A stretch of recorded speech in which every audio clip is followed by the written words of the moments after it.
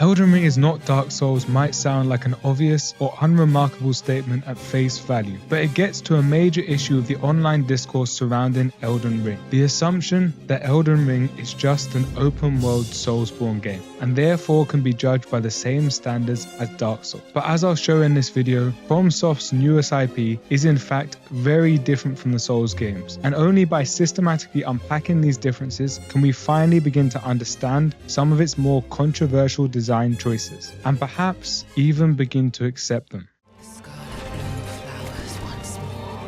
And no aspect of Elden Ring is more controversial and subject to comparisons with Dark Souls than its difficulty. 999 deaths! I get why. When you think of a FromSoft game, words like hard, difficult and grueling instantly come to mind. In fact, at this point, difficult and Soulsborne are so virtually interchangeable that fans expect every new game is going to bring a new helping of getting good with it. Now, I'm not saying this is all there is to a FromSoft experience. Their games are more than grueling combat arenas. From's ability to create distinct and highly engrossing gothic worlds for excellent level design and an utterly compelling form of cryptic storytelling was always at the heart of their success. But what really made the Soulsborne formula stand out was the extreme challenge it forced upon players. You see, at the time of Demon's Souls' release, streamlining was the in-trend buzzword in the AAA space. Developers, especially RPG ones, became convinced that a lack of accessibility was a major obstacle to the mainstream viability of the industry. And the success of heavily streamlined games like Dragon Age Origins, Oblivion,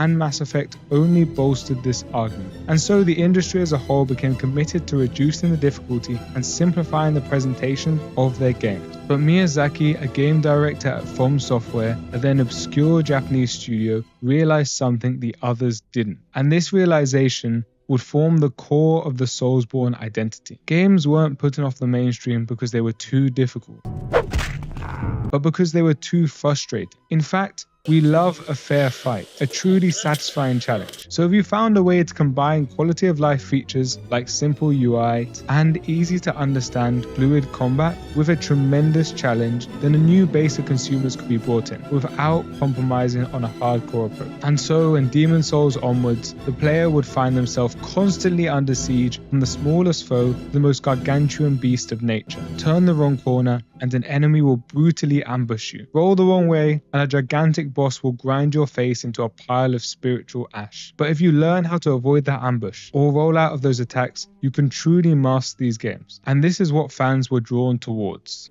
Look at all those souls. Because no matter how hard the fight was, you knew the outcome would be fair, and your hard work would be rewarded, as a boss could always be beaten as long as you put the effort into understanding its moveset, following its rhythms, and applying these lessons with brutal application. So when Elden Ring came out and completely transformed this formula, it was always going to ruffle some feathers. As commentators like Never Knows Best have comprehensively relayed, Elden Ring shattered the link between getting good and success. Some boss fights were too easy because players could temporarily abandon the boss arena, do 100 other things, and return completely overpowered. Whereas others were far too difficult, with movesets so random and at times impossible to dodge, that players were now incentivized to rely on forums to optimize their build over graft. So for many, it felt like some of the hardcore fairness that made the Soulsborne games so special was lost. A feeling that only intensified with the release of The Shadow of the Erdtree. I think I'm pretty much done, yeah. I think that the DLC is too hard for it to be fun. Like, when every single attack combo, like, stuns you, and then you're locked into an animation, and then you get insta-killed, I just, like, I can beat it, and of course I could beat it, but I just don't really want to. But while I understand this sentiment, I believe it completely misses why people actually like Elden Ring and what sort of experience FromSoft was trying to create. You see, as I mentioned earlier, Elden Ring might be a product of From Software, but it isn't a Soulsborne game. It wasn't designed to be the best experience for someone that wants to get good on purpose. Sure, on paper, it has many features of a Soulsborne game: cryptic storytelling, intense difficulty, large vertical dungeons, and androgynous disabled youths with vast untapped powers. But its gameplay loop is fundamentally different from any other Soulsborne game, especially Dark Souls, because of one feature FromSoft were determined to place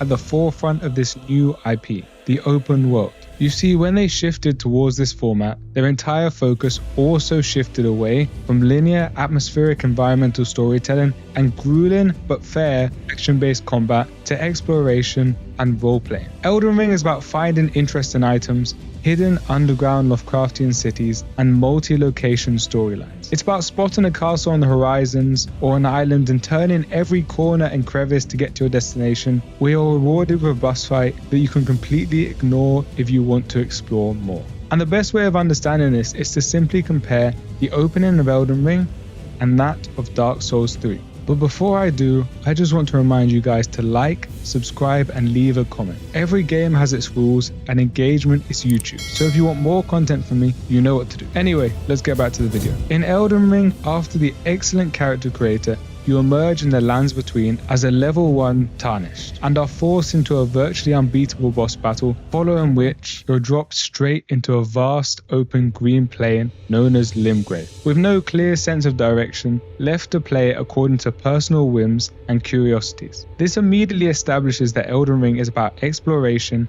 adventure, and choice, whereas the opening of Dark Souls 3 sets up a very different experience. On paper, there are many superficial similarities. Just like Elden Ring, you awaken in a starter area, in this case, the Cemetery of Ash. And much like Elden Ring, you're forced into an unmissable boss fight. But unlike Elden Ring, you have to win this fairly grueling fight through determination and graft to advance. And then, instead of being left to explore the world, you're directed to the main hub, Firelink Shrine, and pushed directly into the main plot. This immediately sets up that Dark Souls 3 is about difficult boss fights and navigating linear, interconnected hubs, not exploration like in the case of Elden Ring. And this spirit of exploration also carries over to the gameplay. As I hinted at earlier, many of Elden Ring's boss fights are more about your build than your roll timing. And if you don't believe me and think maybe Melania or the Black Blade was simply the product of From Software trying to push their formula so far it lost the essence what made it great in the first place, in other words, simply mistakes, then why, when Miyazaki and his team were looking to improve on the original, did they not renege on the exploration and roleplaying focus,